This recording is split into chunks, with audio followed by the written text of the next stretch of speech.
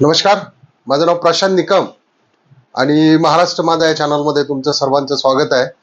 मित्रांनो, आपण नेहमीच नवनवीन विषय घेऊन येत असतो, त्याच्यामुळे जर चॅनलला सबस्क्राईब केलं नसेल तर सबस्क्राईब करा, लाईक करा आणि शेअरही करत जा. आजचा विषय सुद्धा मित्रांनो खूप सेन्सिटिव्ह आहे, जो आपल्या समाजामधलाच हा एक जबरदस्त सेन्सिटिव्ह विषय आहे. तर थंबनेलवरून विषय तुमच्या लक्षात आलाच असेल की जे तृतीयपंथी आहेत त्यांचे प्रायव्हेट पार्ट चेक केले जाणार आहेत सरकारद्वारे. सरकारने आता एक 2026 मध्ये एक अमेंडमेंट बिल पास केलेलं आहे. तर त्याच्या संदर्भात म्हणजे जे भारतभर मोर्चे चालू आहेत किंवा तृतीय पंथांचं मत काय आहे याच्यावरती, याच्याविषयी आपण डिटेल बोलणार आहे. किंवा त्यांचे प्रायव्हेट पार्ट ते का चेक करू नये असाही त्यांचा दावा आहे. आणि सरकार एकीकडून जे धोरण धरून बसलेले करायचं म्हणून, तर याच्यामध्ये नेमकं काय, कुणाची बाजू ही सत्य आहे आणि कुणाच्या बाजूने पारडं एकदम हलकं आहे, तर या विषयावर आपण पूर्ण चर्चा करणार आहोत.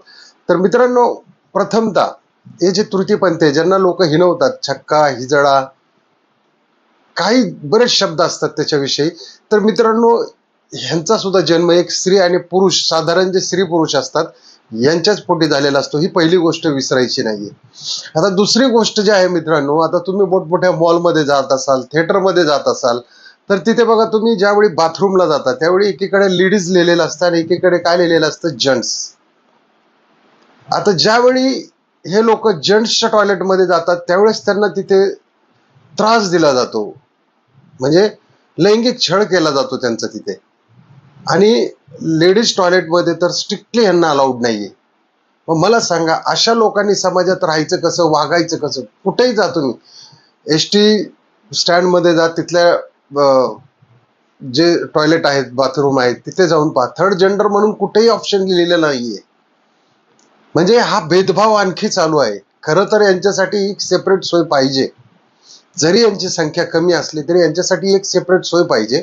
आता 2019ला ज्यावेळी प्रोटेक्शन ऑफ राईट्स म्हणजे यांच्या संरक्षणार्थ एक कायदा काढला गेला 2019ला, की त्याच्यामध्ये भेदभाव रोखणे किंवा त्यांना त्यांच्या सन्मानाने जगू देणे समाजामध्ये, जे की आपल्याला डॉक्टर बाबासाहेब आंबेडकरांनी संविधानामध्ये लिहिलेलं आहे की फंडामेंटल राईट्स म्हणजे 21 फंडामेंटल 21 जो एक हे आहे आर्टिकल्स आहे, तर त्या आर्टिकल्स प्रमाणे की आपल्याला जसं सन्मानाने जगता येतं, स्वातंत्र्याने आपण राहू शकतो, बोलू शकतो किंवा आपण आपली वाचा फोडू शकतो, दाद मागू शकतो किंवा बऱ्याच काही गोष्टी फंडामेंटल राईट्स मध्ये येतात आर्टिकल 21 नुसार. तसं यांना 2019 मध्ये हा एक लॉ, प्रोटेक्शन ऑफ राईट्स हा एक लॉ अंमलात आणला. आणि त्याचंच रूपांतरित आता सरकारने काय केलं की अमेंडमेंट बिल म्हणजे काय की दुरुस्ती विधेयक, जो 2019चाच कायदा आहे पण त्याच्यामध्ये दुरुस्ती घडून आणली. का आणली दुरुस्ती घडून? तर आता तुम्ही सर्वसाधारण लोक जे रेल्वेने प्रवास करतात किंवा बाजारामध्ये असतात, गावोगावचे जे बाजार असतात, बस स्टँड असतात किंवा गर्दीच्या ठिकाणी असतात किंवा यात्रेच्या ठिकाणी असतात, बघा तुम्ही की त्या ठिकाणी हे जे तृतीयपंथी आहेत हे भरमसाठ दादागिरी करतात. आता त्याच्यामध्ये काय झालंय की पूर्वी हे यांना जे आयडी कार्ड मिळायचं तर हे स्वतः सांगायचे की आम्ही तृतीयपंथी आहे म्हणून, त्यावेळेस त्यांना आयडी कार्ड इश्यू केलं जायचं. परंतु आता शासनाने काय केलं की याच्यामध्ये दुरुस्ती केलेली आहे की तुम्ही सांगताय म्हणून याचा अर्थ याचा गैरफायदा खूप लोक घेतात. आता बऱ्याच वेळा आता मी जे तुम्हाला सांगितलं, गर्दीच्या ठिकाणी हे तृतीयपंथी नसतात, हे पुरुषच असतात, परंतु ते त्यांचा पेहराव करतात, साड्या घालतात आणि त्यांचं सारखं बोलतात आणि लोकांना त्रास देऊन छळून पैसे मागतात. वेळ पडली त्यांच्या समोर कपडे वर करतात, साड्या वर करतात. म्हणजे लज्जास्पद अशी घृणास्पद वागणूक ही प्रवाशांना त्या ठिकाणी दिली जाते. म्हणून सरकारने काय केलं की याच्यावरती प्रतिबंध बसावा. आता हा प्रतिबंध बसल्यानंतर म्हणजे याची एक वैद्यकीय टीम असणार आहे. जे आता जे अमेंडमेंट होतंय 2026चं जे दुरुस्तीचं विधेयक होतंय त्याच्यात जी एक डॉक्टरी टीम असणार आहे, ते त्यांना चेक करून तो रिपोर्ट जिल्हाधिकाऱ्याकडे देणार आहे आणि जिल्हाधिकारी त्यांना ते एक आयडी कार्ड बनवून देणार आहे. आता त्या आयडी कार्ड मुळे काय होणार आहे, ते ज्यावेळी त्यांना आयडी कार्ड त्यांच्याकडे असेल ते जुनून असेल म्हणजे ओरिजिनल असेल की हा तृतीयपंथी आहे, तर मग त्यांना काय होणार आहे, त्याच्यामध्ये त्यांना सवलतीच्या दरामध्ये तुमची तपासणी असेल किंवा मोफत उपचार असेल किंवा काही सर्जरी असेल, या त्यांना मिळणार आहेत. त्याच्यानंतर दुसरं शिक्षण क्षेत्रामध्ये काय मिळणार आहे त्यांना, शिक्षण क्षेत्रामध्ये त्यांना स्कॉलरशिप म्हणजे शिष्यवृत्ती मिळणार आहे. त्याचबरोबर शाळा कॉलेज महाविद्यालयामध्ये त्यांना प्रवेश मिळणार आहे. तिसरी गोष्ट या ठिकाणी त्यांना राहण्यासाठी जे राज्यात घरे आहेत म्हणजे जे शेल्टर निवास आहेत किंवा जी शासनाची काही तरतूद आहे ती सुद्धा त्यांना या ठिकाणी लागू होणार आहे. म्हणजे असे बरेच उपक्रम या ठिकाणी सरकारने त्यांना द्यायचे ठरवले. तर नोकरीच्या बाबतीत काय होणार आहे की काही ठिकाणी त्यांना आरक्षित नोकऱ्या सुद्धा मिळणार आहेत. त्याच्यानंतर त्यांना पेन्शन सुद्धा दिली जाणार आहे. म्हणजे या बऱ्याच ज्या शासनाच्या सुविधा आहे आणि विशेष करून महाराष्ट्रामध्ये NGO आणि काही सरकारी विभाग यांच्याकडून त्यांना मदत मिळणार आहे आणि त्यांना सन्मानाचं जीवन मिळणार आहे. म्हणून हे बिल पास करायचं चाललंय. परंतु त्यांचं म्हणणं काय आहे की त्यांचं म्हणणं आहे की तुम्ही आमची लिंग चाचणी करणारे कोण.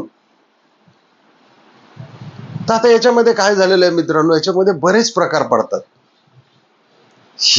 हा जो पार्ट आहे तृतीयपंथी, ज्याला आपण समाजामध्ये लोक हिजडा छक्का किंवा बरेच काही आणखी लेस्बिन असतील किंवा बरेच इंटरसेक्शुअल, ह्या बऱ्याच पार्ट पडतात त्याच्यामध्ये. त्याच्यामुळे गव्हर्नमेंटने हा ठाम निर्णय घेतलाय की ID कार्ड थर्ड जेंडर म्हणजे हिजडा हे जुनून कोण आहे यालाच फक्त हे कार्ड मिळणार आहे आणि त्यालाच हे सवलती मिळणार आहे. म्हणून हे 2026 जे बिल पास केलेलं आहे आता आणि त्याच्यावरती जे दुरुस्ती चाललेली आहे त्याच्या विरोधात खूप मोठं आंदोलन, म्हणजे आता पुण्यामध्ये जंगली महाराज रोडला तर जबरदस्त आंदोलन केलं होतं त्यांनी.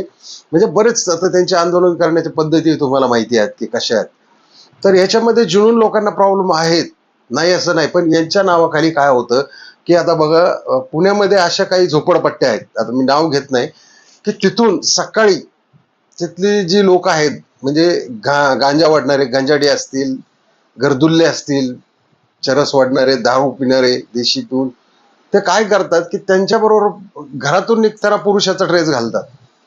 ही सत्य घटना तुम्हाला अनुभवायची असेल तर तुम्ही बघा, कुठेतरी तुम्हाला दिसेल, ह्या गोष्टी दिसतील तुम्हाला. तर हे काय करतात, कुठल्या तरी गटारीच्या पुलाखाली जातात जिथं लोकांचा वास्तव्य नसतं किंवा सहवास नसतो किंवा येणं जाणं नसतं. अशा ठिकाणी हे लोक काय करतात, ब्लाऊज आणि ती साडी घालून कशी तरी ते 4-5 जणांच्या टोळक्याने निघतात. आणि मग ही लोक जे तुम्हाला रेल्वे दादागिरी करणारे असतात ही लोक असतात. ओरिजिनल जे किन्नर असतात, जे थर्ड जेंडर, जे तृतीयपंथी असतात ओरिजिनल, ते अशा पद्धतीने त्रास देत नाही. त्यांची सिस्टीम खूप वेगळी आहे मागण्याची. तर बऱ्याच लोकांचं मागणं काय आलंय की मग आम्हाला असंच तुम्ही मागेच ठेवा, आम्हाला भीकच मागायला लावा, आम्हाला टाळ्या वाजून भीक मागवायला लावा किंवा तुम्ही असंच आम्हाला हे करा, आम्हाला शिकू द्या, आम्हाला उभं राहू द्या.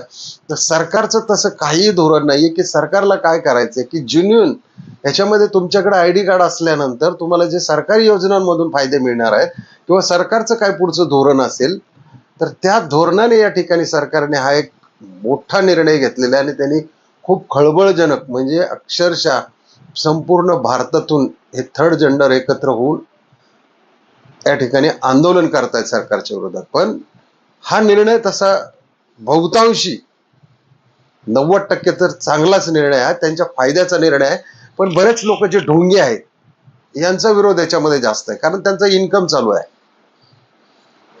आता यांच्यात कसं राहतं, पैसे मागण्याची सुद्धा पद्धत असते आणि एरिया ठरलेला असतो, जी टेरिटरी म्हणतो आपण.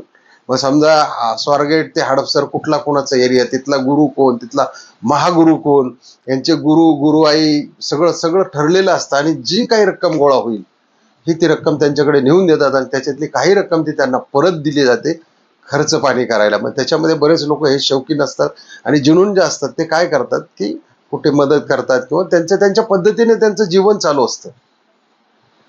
पण हे जे भोंदू किन्नर आहेत, भोंदू तृतीयपंथी आहेत, हे काय करतात, संध्याकाळ झाली, रात्र झाली की पुन्हा एकदा आपले पुरुषाचे कपडे बदलतात, दारू बिरू पितात, काय मटण मच्छी चिकन आणून खातात आणि घरी जाऊन झोपतात या लोकांना बदनाम करून. तर त्याच्यासाठी मित्रांनो, या लोकांना मान सन्मानाची जिंदगी मिळावी म्हणून सरकारने हे बिल पास केलेलं आहे. आणि यांना काय तुम्ही म्हणजे कुणी असं चेक काय रस्त्यावरती चेक केलं जाणार नाही. याला एक म्हणजे खूप मोठी डॉक्टरी टीम असणार आहे जी व्हेरीफाईड असणार आहे आणि व्हेरीफाईड करूनच या ठिकाणी जिल्हाधिकारी यांना प्रत्येकाला तृतीयपंथीचं कार्ड देणार आहेत आणि ही त्यांची खरी ओळख असणार आहे. जसं आधार कार्डची ओळख आहे तशी ही त्यांची एक ओळख असणार आहे. आणि या ओळखीने त्यांना माझ्या अंदाजे समाजामध्ये सन्मानाची वागणूक 100% मिळेल. आणि जे भोंदू तृतीयपंथी आहेत की ज्यांच्यापासून लोकांना त्रास होतो, हे असे लोक कुठेही दिसणार नाहीत. तर चला मित्रांनो, आजचा विषय हा नवीन विषय कसा वाटला नक्की कमेंटमध्ये लिहा. कारण तुम्ही ज्यावेळी चांगल्या कमेंट करता त्याच वेळी आणखी उत्साह येतो की नवीन नवीन व्हिडिओ शोधायला किंवा नवीन नवीन विषय घ्यायला. आपलं कसं आहे मित्रांनो, आपला जो चॅनल आहे तो नवीन नवीन विषयच घेऊन येत असतो.